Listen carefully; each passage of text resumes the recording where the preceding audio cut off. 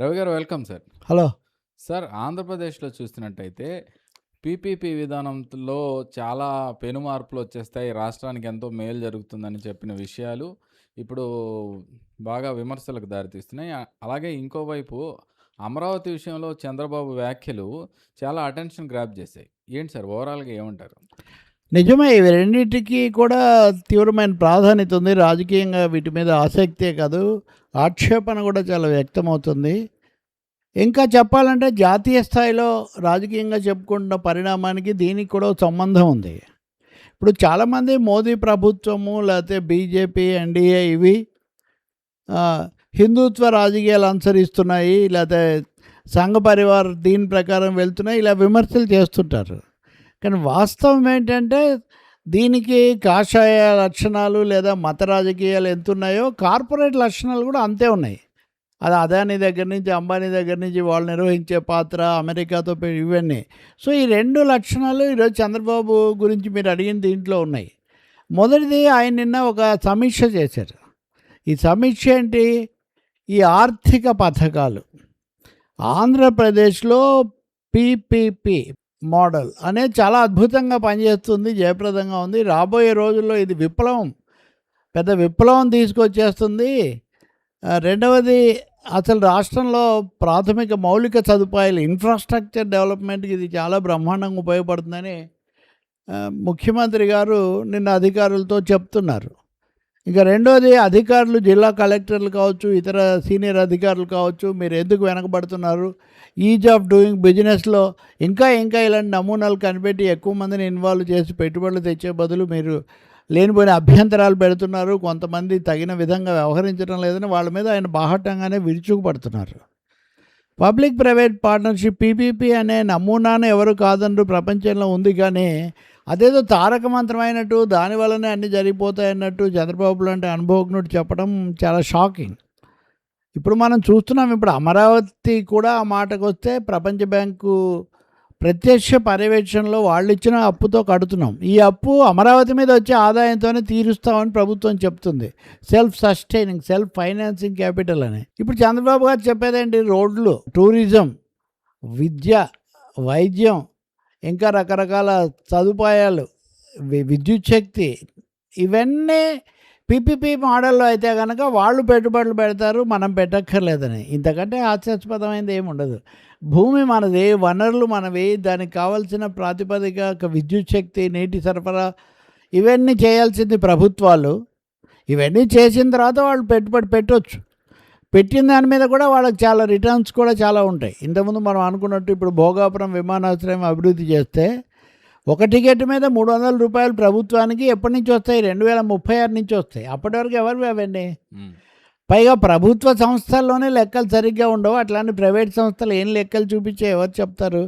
కాబట్టి పీపీపీ అన్నది ఒక ఆపద్ధర్మంగా ప్రభుత్వానికి శక్తి వనరులు లేక ఇవ్వాల్సింది కాస్త ఇప్పుడు అదేదో చాలా గొప్ప మార్గంలాగా, అసలు విప్లవం అనే పదం కూడా వాడుతున్నారంటే చాలా ఆశ్చర్యం కలుగుతుంది.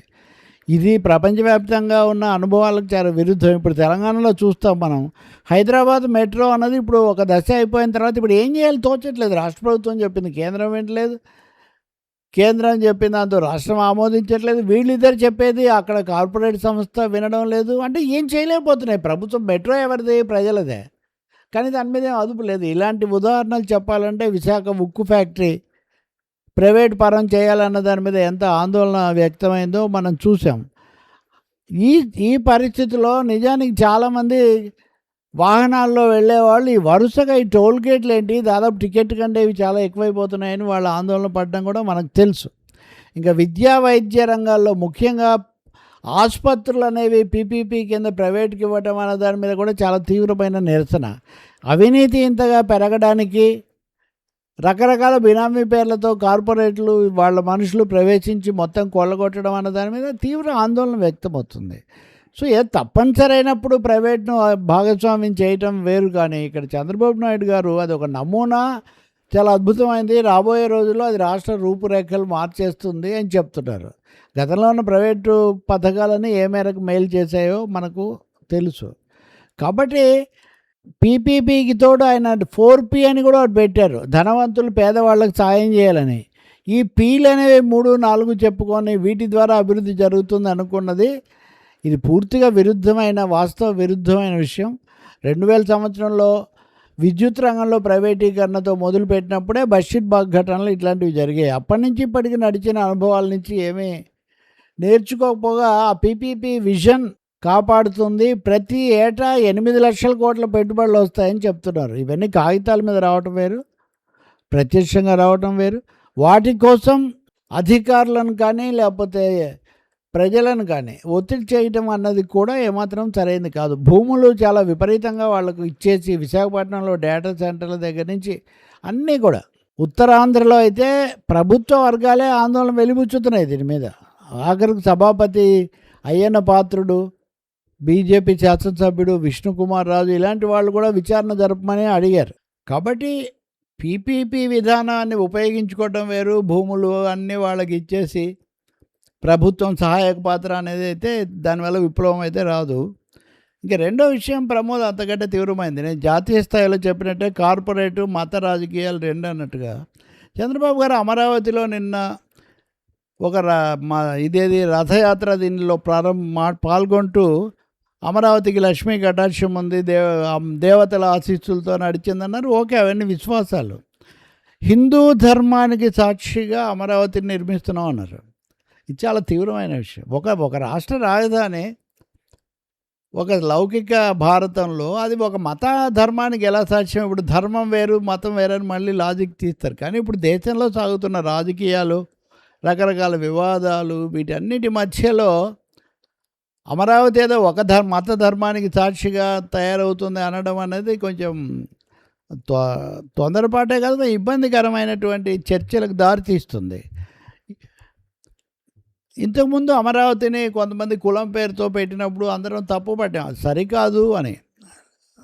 కులం పేరు పెట్టడం తప్పు అయినట్టే మతం పేరుతో ముడిపెట్టడం కూడా చాలా పొరపాటు కదా. అమరావతి అందరిది, ప్రజలది అని మనం అనుకున్నప్పుడు ఎవరి దేవతలు వాళ్ళకు ఉంటారు. దేవతల రాజధాని అంటే పర్వాలేదు, దేవతలు అందరికీ ఉంటారు కాబట్టి. కానీ అదే హిందూ ధర్మం అనేసరికి మిగిలినటువంటి ధర్మాలు ఏమవుతాయి అనే ప్రశ్న కూడా వస్తుంది. ఇంతవరకు ఈ మాట కూడా మనం విన్నటువంటి పరిస్థితి లేదు. అందుకని నెమ్మదిగా బీజేపీతో కూటమితో కలిసినప్పటికీ కూడా తెలుగుదేశం పార్టీ లౌకిక పార్టీగా తన స్వభావం నిలబెట్టుకుంటుందని అందరి యొక్క నమ్మకం ఇప్పటికి కూడా. పవన్ కళ్యాణ్ అన్న జనసేనాని సనాతన ధర్మం అని ఎక్కువగా ఆయన అదే మాట్లాడుతుండటం మీద కొన్ని విమర్శలు ఉన్నాయి. కానీ ఇప్పుడు చంద్రబాబు నాయుడు గారే అమరావతి హిందూ ధర్మం అంటంతో కొత్త ప్రశ్నలు లేవనెత్తినట్టయింది. మరి దీనికి అధినేతలు ఎలాంటి వివరణ ఇస్తారో. సో ఈ రెండు విషయాలు పక్కన పెడితే ప్రమోద్, అమరావతిలో మళ్ళీ విడత భూసేకరణ, దీనికి రైతు ఒక ఆయన అభ్యంతరం పెట్టడం, ఇట్లాంటివి కూడా జరుగుతున్నాయి. జగన్మోహన్ రెడ్డి అడ్డుపడుతున్నాడని చంద్రబాబు నాయుడు గారు నిన్న కూడా అన్నారు.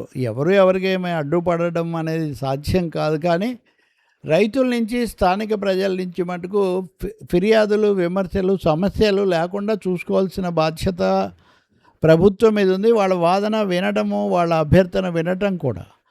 అమరావతి 2.0 ప్లానింగ్ సింగపూర్ తయారు చేస్తుంది సుర్బానా కంపెనీ అని మళ్ళీ నిన్న ముఖ్యమంత్రి గారు చెప్పారు.